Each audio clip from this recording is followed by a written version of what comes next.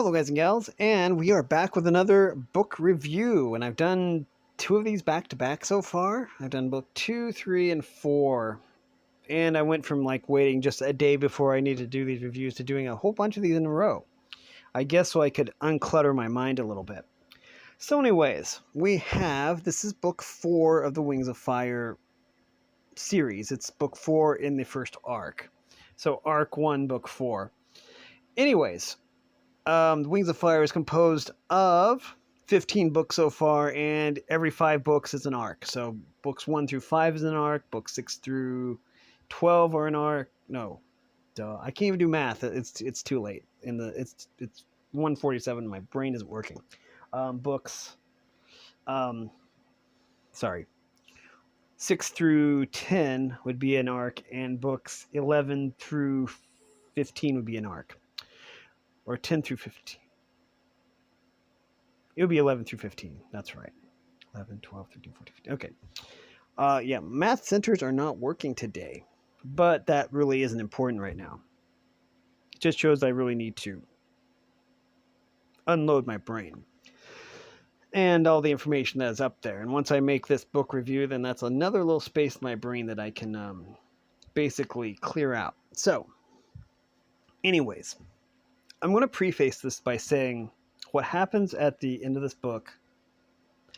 Nobody really likes what happens to one of the characters at the end of this book. But without going into any detail at all, I know why they did it. And if you stick around to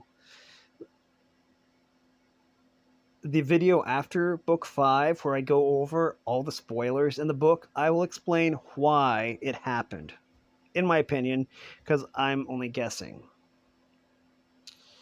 But anyways, with that being said,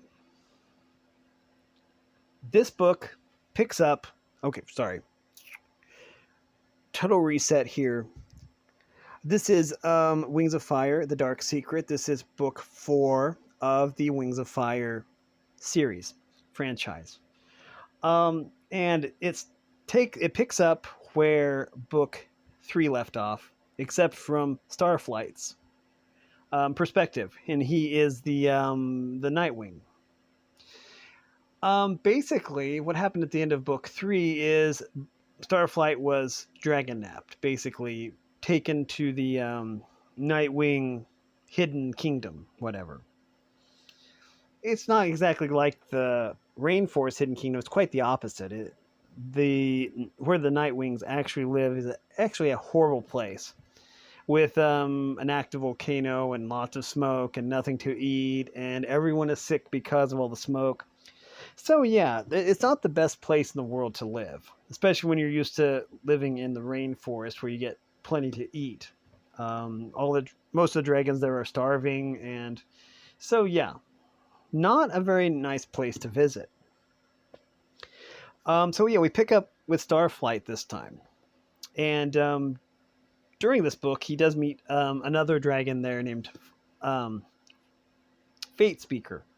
And Fate Speaker takes a shine to Starflight, but Starflight really isn't interested in her because he's more interested in Sunny. But anyways, that's completely different. But reading this, you can basically tell because, well, he basically has a thing for Sunny. But anyways, that's fine though. Anyways, Fate Speaker likes to think that she has special powers or visions or stuff like that. What's interesting is that the Nightwings had a backup plan in case the original Dragonettes of Destiny went rogue or didn't follow the prophecy. So Starflight finds himself with this other group of Dragonettes of Destiny here. And I guess that isn't too much of a spoiler. I mean, if you wanted to read the book, that they say that basically within the first 31 pages, and you can basically read the first 31 pages of this book for free on Amazon. So that's not exactly a spoiler. Oh, sorry. If my phone would say awake, Wake up, phone. You need to stay awake. Anyways, um, and of course, everyone is worried about Starflight.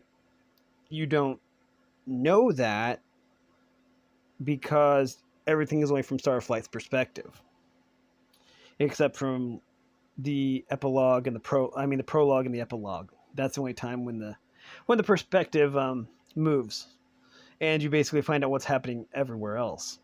So, anyways, um, I don't think it's too much of a spoiler to say that Starflight actually meets his father. It's not too hard to tell who his father is because of the way Starflight talks and Starflight's love of books. It's really hard to talk about this book.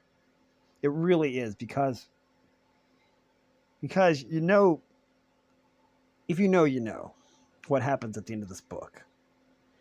And again, I know why it happened. And I keep coming back to that, but I know why it happened. And I will go into great detail about why it happened, but I just can't because this is no spoilers.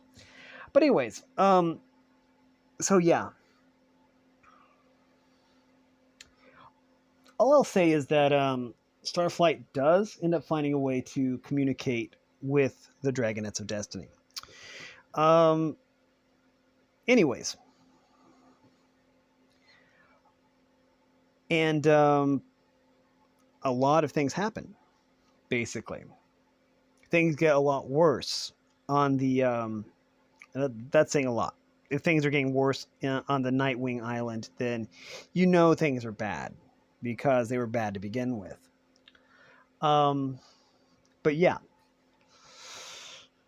And yeah, there is a very dark secret here. There's probably lots of dark secrets, but there is one big, overwhelming dark secret that we're not getting into. Basically, they decided to dedicate the title of the book to it, so you know it's kind of a world-breaking secret. But yeah.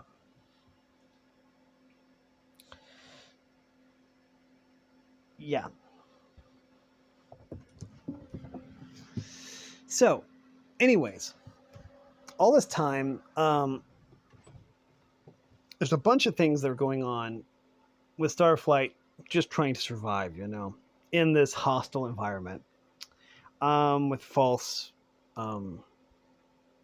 dragonets of destiny, and stuff like that. But yeah, it's a confusing time, basically. It's confusing for Starflight. It isn't confusing for us because we can kind of see the whole picture. But yeah, a lot goes on. And in a way, it ends well, I would say, but there are always prices to pay when things go well. But anyways,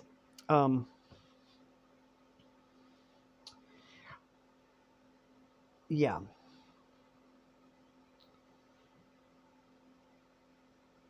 Yeah. This is a very difficult book to explain without spoilers because a lot goes on. I don't remember exactly how many pages this was. I think the first Wings of Fire book to actually break 300 pages was the 5th book, but I'm not sure. So I'm thinking this was around 250 to 275 pages, but I don't remember. If I were to look it up, it would probably say, but that's fine. But yeah. This was a fascinating book. A good way to basically examine conflict at its finest, at its most harsh. As I said before, the world building in this book is amazing. And I'll always say that because even when new continents and new dragons are introduced, the world building is spot on.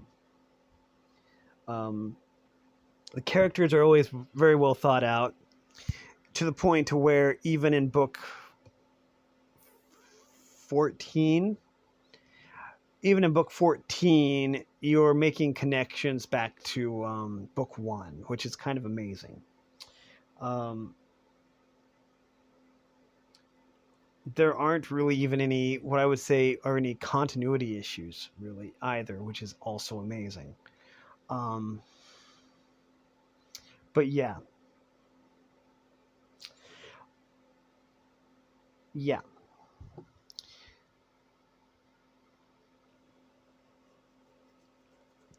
It's just hard to review a book without spoilers when you want to spoil things. So I'm going to have to leave that here. This is an amazing book, but I suggest that you read them in order from 1 to, start with book 1, then book 2, then 3, then 4. There also, I should have brought this up in the other book reviews.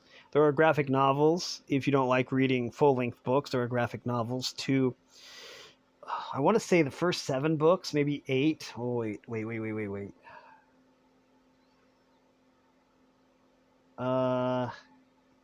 I don't think there's an 8th. I don't think there's a graphic novel for the 8th book yet. But there is one for the 7th book. 1 through 7, that is. I think they're working on one for the 8th book, but I'm not sure. But considering that there are 15 books total, I'm pretty sure that in due time there'll be a graphic novel for every single one of them. So if you don't like reading and you like comic books better or graphic novels, then there's a graphic novel for this book as well. But anyways, so you could check that out too. Your local library will probably have it. Anyways, yeah, this is a book that I'd highly recommend you check out. I'm afraid I have to be so vague. It really annoys me that I have to be so vague in these no spoiler reviews. But yeah, that is going to do it for this video. If you like this content, make sure you like and subscribe, ring the bell so you know when I upload. Also, if you want to support me in any way or if you want to join the Discord server, all the information will be in the description below. And as always, thanks for watching, everyone. You are loved and have a great day.